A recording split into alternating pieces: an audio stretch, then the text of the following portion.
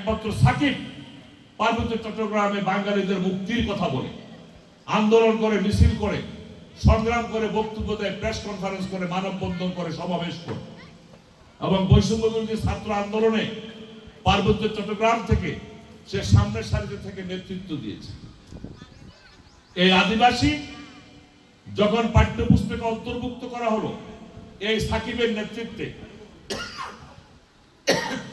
আন্দোলন হয়েছে। এই আন্দোলনের মাধ্যমে সরকার পাঠ্যপুস্তক থেকে আদিবাসী বাতিল করতে বাধ্য হয়েছে।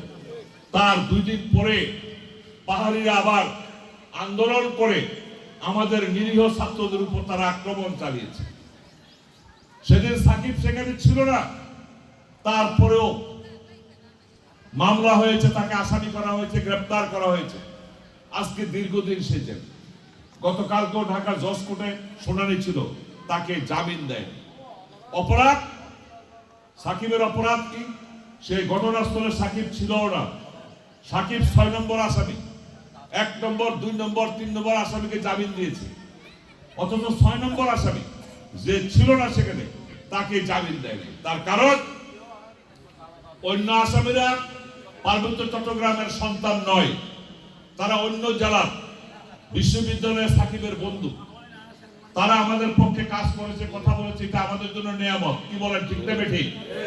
আমাদের কথাগুলো আমরা যে ঢাকায় বলতে পারি না, বাংলাদেশের অন্যান্য অঞ্চলে শিক্ষক, ডাক্তার, ইঞ্জিনিয়ার, ছাত্র, সাংবাদিক, অবসরপ্রাপ্ত সেনা কর্মকর্তা থেকে শুরু করে সবাই এই কথাগুলো বলছে। এটা আমাদের জন্য নিয়ামত কিনা? ওই ছেলেগুলোকে জামিন দেওয়া হয়েছে।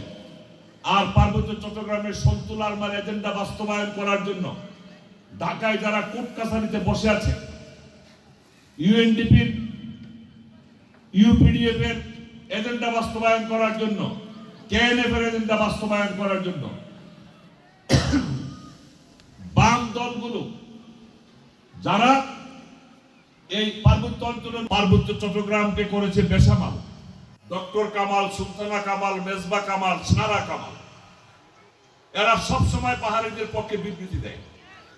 এই বাম দলগুলো, এনজিও সংস্থাগুলো, সন্তুলারমারা যারা ঢাকায় বসে দেশি বিদেশি আন্তর্জাতিক চক্রান্তকারীদের সাথে ষড়যন্ত্র করে পার্বত্য চট্টগ্রামে আলাদা জুমল্যান্ড গঠন করার কথা বলে, তারাই সাকিবকে জেল থেকে মুক্ত হতে দিচ্ছে না।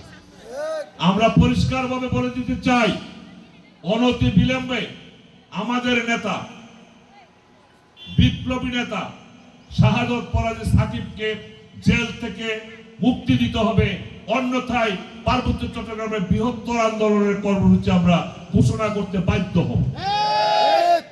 সুতরাং মরি বাঁচি, ভালো থাকি মন্দ থাকি, যেভাবে থাকি না কেন, পার্বত্য চট্টগ্রামের মানুষের অধিকার আদায়ের লড়াই সংগ্রামে আমরা ঐক্যবদ্ধ ছিলাম এবং থাকবো ইনশাআল্লাহ। কি বলেন, থাকবেন না আপনারা? হ্যাঁ। অনুষ্ঠানের শুরুতে কে যেন অনুষ্ঠান পরিচালনা কে করছে? জাহেদ বিন উমর পবিত্র কালামুল্লাহ শরীফ থেকে কোরআন তেলাওয়াতের মধ্য দিয়ে শুরু হয়েছিল। রাসূলুল্লাহ ওয়াল ফাতহ ওয়ারাইতান্না সাইয়াদখুলুনা ফি দীনিল্লাহি আফওয়াজা ফাসাব্বিহ বিহামদি রাব্বিকা ওয়াস্তাগফির ইন্নাহু কানা তাওয়াবা। এই সূরা নাজিল হয়েছিল মক্কা বিজয়ের পরে। মক্কা বিজয়ের পরে সূরা নাজিল হয়েছিল। রাসূল পাক সাল্লাল্লাহু আলাইহি সাল্লাম যখন মক্কা বিজয় করলেন, আনাচে কানাচে ঘুরে, হ্যাঁ, যারা বিরোধিতা করেছিল, কাফের ছিল, তাদেরকে মেরে ফেলবে, তাদের ঘরের মালামাল লুণ্ঠন করবে,